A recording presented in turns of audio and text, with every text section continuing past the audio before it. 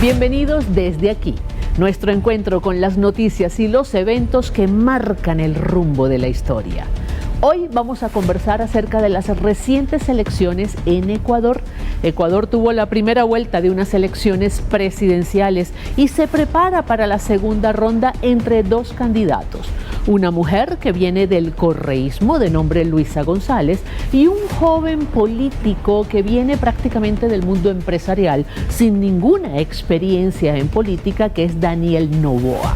Ellos tendrán que enfrentarse en una segunda vuelta y esto plantea grandes conclusiones, pero también grandes retos para Ecuador. Veamos el siguiente micro.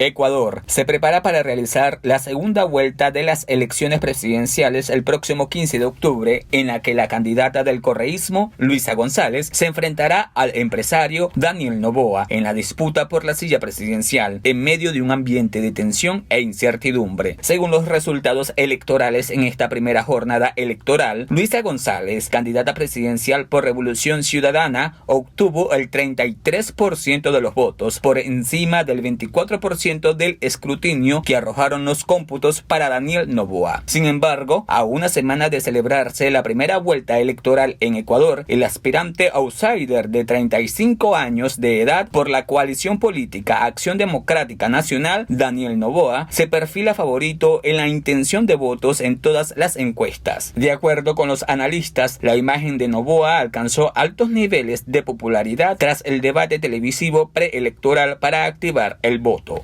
La actual carrera presidencial en Ecuador estuvo marcada por la violencia sin precedentes que azota el país suramericano tras el asesinato del candidato de Movimiento Concertación Fernando Villavicencio a la salida de un mitin, así como amenazas y hostigamiento e intentos de secuestro contra otros aspirantes y personalidades del entorno político. Es por ello que el tema de la seguridad es la principal promesa de campaña que comparten los candidatos presidenciales para acabar con la ola de violencia atribuidas por las autoridades al crimen organizado y al narcotráfico. Entre ellas se destaca planes de mano dura en las cárceles y el despliegue de las fuerzas de seguridad en todo el territorio, como lo viene aplicando el presidente de El Salvador, Nayib Bukele, con su polémico estado de excepción. Ecuador vive un ambiente de convulsión política, esto luego de que el presidente en funciones, Guillermo Lasso, invocara la muerte cruzada que le permitió disolver la Asamblea Nacional y convocar a elecciones generales anticipadas en medio del proceso de juicio político del legislativo que amenazaba con destituirlo por presuntos delitos de corrupción. Sin duda alguna, el electorado ecuatoriano busca elegir un candidato que solucione los problemas sociales más críticos de la población, dejando a un lado la tradicional confrontación política que envuelve a otros países latinoamericanos, lo que ha conducido a que figuras más jóvenes se aboquen con profundidad en la vida política.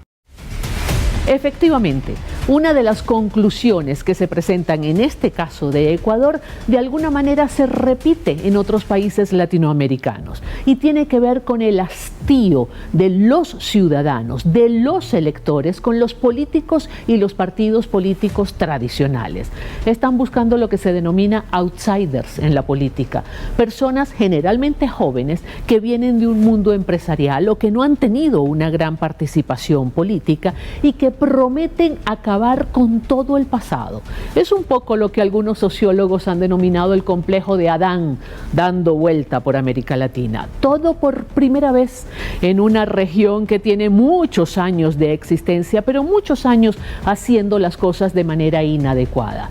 Y la gran, revelación de ello es los altísimos niveles de corrupción y de violencia que hay en toda la región latinoamericana. Ecuador no escapa de esta situación. La candidata Luisa González viene de las filas del correísmo. Ha dicho abiertamente, sin ningún tipo de titubeo, que de llegar a la presidencia su principal asesor será el expresidente Rafael Correa. Esto ha hecho que algunos ecuatorianos piensen que nuevamente el correísmo en Ecuador podría llevar a los mismos niveles de confrontación política y social que se vivieron durante la gestión de Rafael Correa. Y puede ser que los votos que en la primera vuelta estuvieron distribuidos entre los candidatos diferentes a Luisa González ahora vayan a ser depositados todos a favor de Daniel Noboa. Es por ello que el joven empresario figura en el primer lugar en todas las encuestas acerca de intención de voto para la segunda vuelta electoral, que será el venidero 15 de octubre. Hoy vamos a conversar desde Ecuador, desde Quito específicamente, con Jorge Ortiz. Él es analista internacional, es periodista, es historiador, es ecuatoriano y conoce a fondo la situación de su país. Quédese con nosotros, enseguida volvemos desde aquí.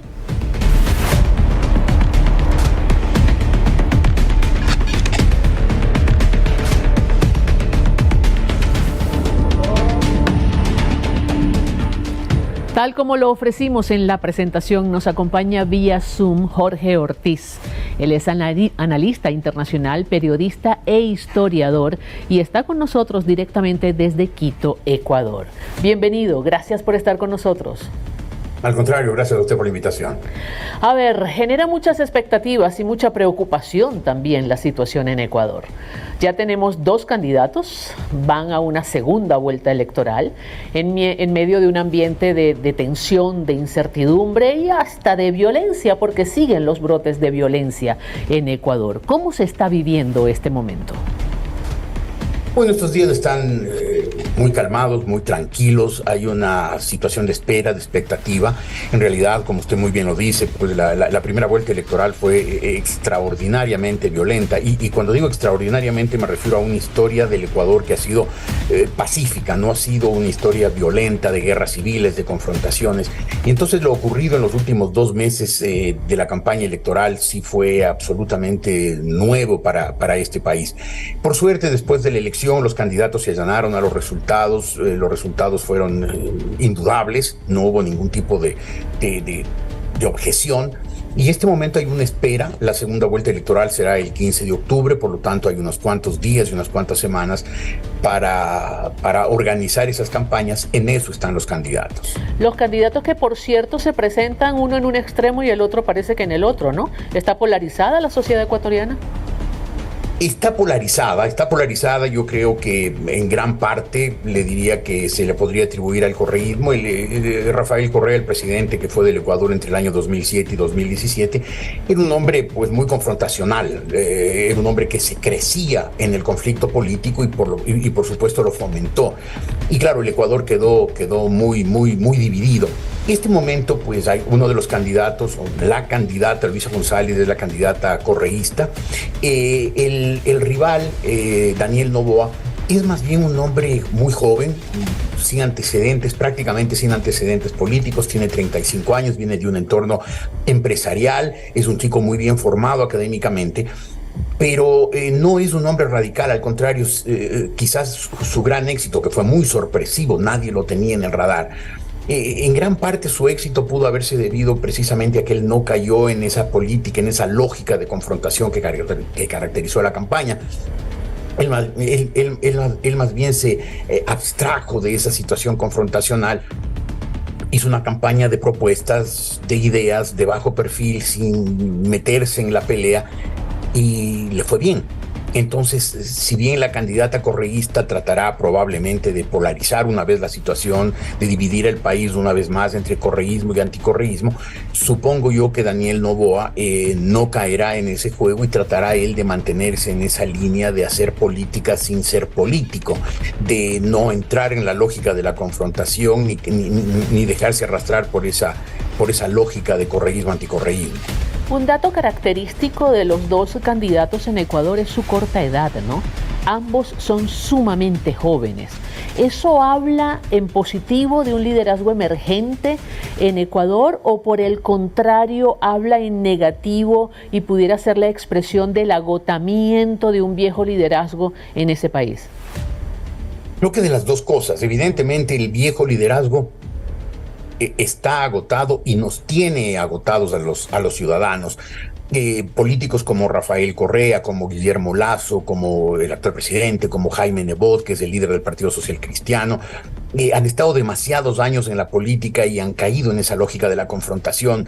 Estos nuevos, estas apariciones recientes podrían significar un relevo generacional, pero ese relevo generacional recién está en sus primeras fases. Todavía no podríamos decir que hay un relevo generacional. Creo que todos esperamos un relevo generacional, pasar a una política más de ideas, menos de personas, sin caudillos, con más proyectos, con más propuestas y menos confrontaciones.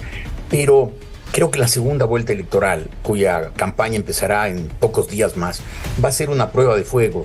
Seguimos en la lógica anterior de la política, de los viejos políticos, una lógica caudillista, confrontacional, de bronca perpetua, o entramos a la nueva política, esta que sobre todo encarna Daniel Noboa, del político que no entra en las peleas, que plantea sus ideas, dice esto es lo que yo propongo, quienes quieran, síganme. Es una forma interesante de ver el asunto y sobre todo de ver el perfil de Daniel Noboa, pero también se pudiera decir que es una suerte de outsider en la política, aun cuando viene de unos progenitores involucrados de lleno en la política ecuatoriana. Él como individuo se puede decir que es un outsider en la política. ¿Será que se está dando el mismo fenómeno que en otros países latinoamericanos, donde son los outsiders los que capitalizan el descontento con la política tradicional? Yo creo que sí, yo creo que su descripción de la situación es perfecta, es absolutamente adecuada a lo que está pasando en el Ecuador.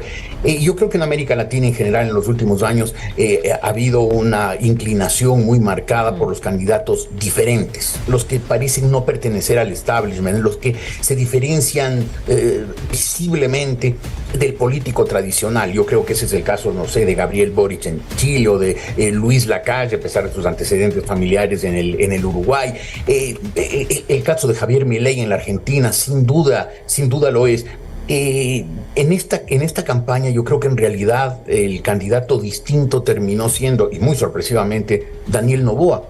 Distinto porque como nadie lo consideraba un rival peligroso, como no parecía ser un candidato con posibilidades, nadie lo miró, nadie lo atacó, y entonces él ni tuvo la inclinación ni tuvo la vocación de entrar en una lógica de pelea, y fue el candidato distinto, mientras los otros políticos se enzarzaban en constantes discusiones sobre quién es mejor, quién representa qué, quién tiene más talento, quién tiene más capacidades.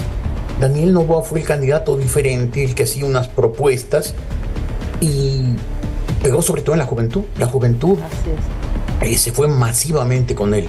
Todavía los sociólogos están tratando de descifrar qué pasó, por qué esa identificación tan marcada de los jóvenes e incluso de la población indígena con Daniel Noboa. Fue un fenómeno que todavía requerirá mucho estudio y varios libros por escribirse.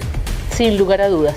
Se nos acaba el tiempo para este primer segmento, pero en la próxima parte yo quisiera que abordemos un poco cuál es el principal reto que le va a tocar a quien gane esa segunda vuelta. ¿Cómo está el equilibrio de fuerzas, por ejemplo, en el poder legislativo? Porque entiendo que hay una mayoría del correísmo en estos momentos en el Congreso y eso le generaría una gran dificultad en caso de llegar Daniel Noboa a un político absolutamente inexperto en materia política y sin ninguna vocación de confrontación. Pero vamos a una pausa y enseguida volvemos desde aquí.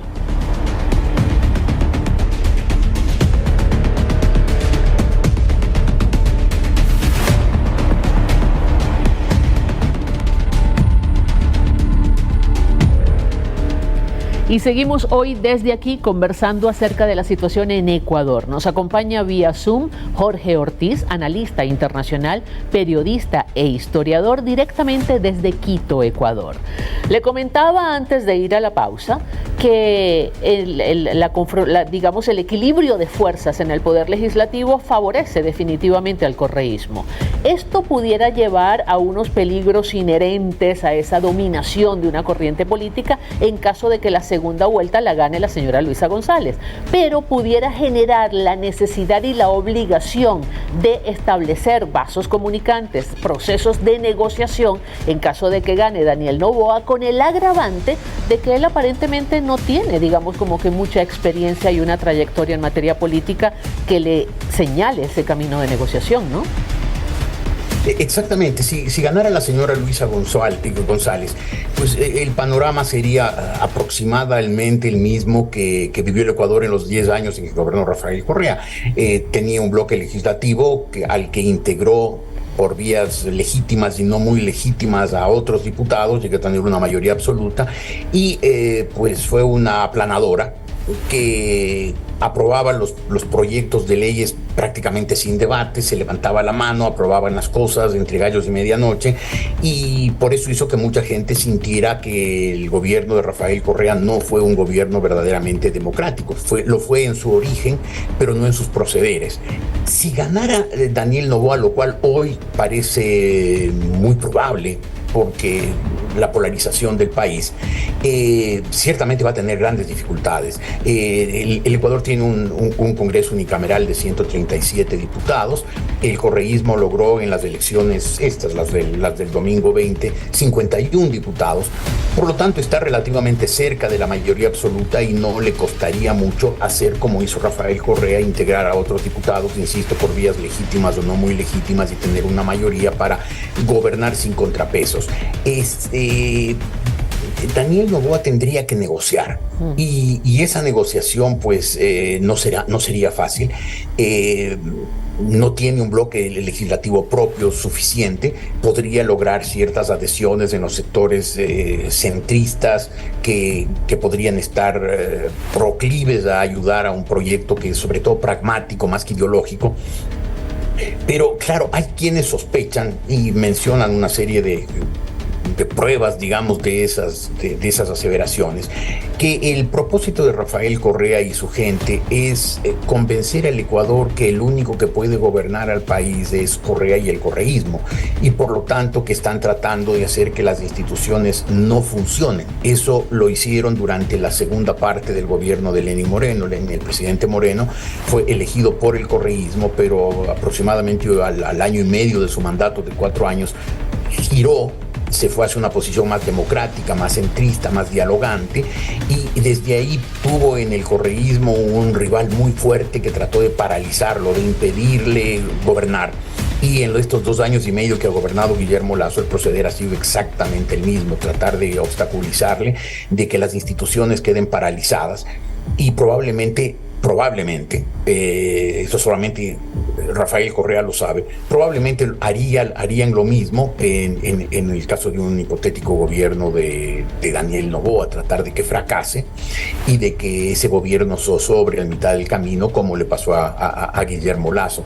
Entonces Daniel Noboa tendrá que lograr primero una victoria electoral contundente, suficiente como para que haya un respaldo legislativo significativo, y además deberá tener mucha habilidad, mucho tino, mucha muñeca política para armar una mayoría legislativa de respaldo. Sí.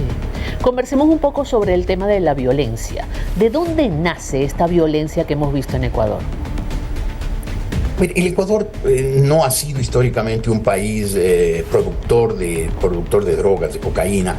Era más bien un lugar de paso para que los grandes carteles colombianos, sobre todo, pues movilizaran la droga y trataran de llegar a los puertos. El Ecuador contó para eso durante varios años, desde finales del siglo anterior, con una base militar norteamericana en el puerto de Manta, una base militar cuya única atribución era vigilar las operaciones aéreas sobre los países andinos, básicamente sobre el Ecuador, para evitar los movimientos de las bandas de narcotraficantes, y fueron muy efectivos cumpliendo esa labor. El Ecuador se mantuvo muy al margen del tráfico internacional de estupefacientes. Sin embargo, Rafael Correa, cuando llegó al poder en el año 2007, decidió no renovar la concesión, el permiso para la operación de la base militar norteamericana en Manta, y fue desmantelada. Inmediatamente el Ecuador se volvió en este sentido algo así como tierra de nadie. Y los carteles del narcotráfico, los carteles internacionales que tenían cada vez mayores dificultades para operar en Colombia, para operar en el Perú, se vinieron al Ecuador. Se vinieron al Ecuador básicamente dos carteles, eso dicen quienes conocen el tema, los carteles mexicanos, el cartel de Sinaloa y el cartel de Jalisco. Y estos dos carteles estarían operando muy significativamente en el Ecuador desde que fue retirada esa base militar norteamericana en Manta.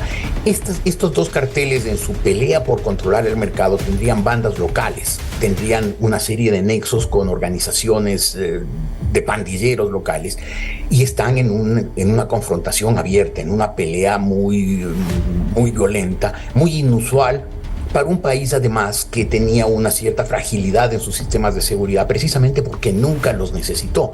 La paz social, la tranquilidad, la libre circulación de los ciudadanos en las calles nunca estuvo verdaderamente amenazada, entonces teníamos cierta fragilidad en nuestros sistemas internos de seguridad.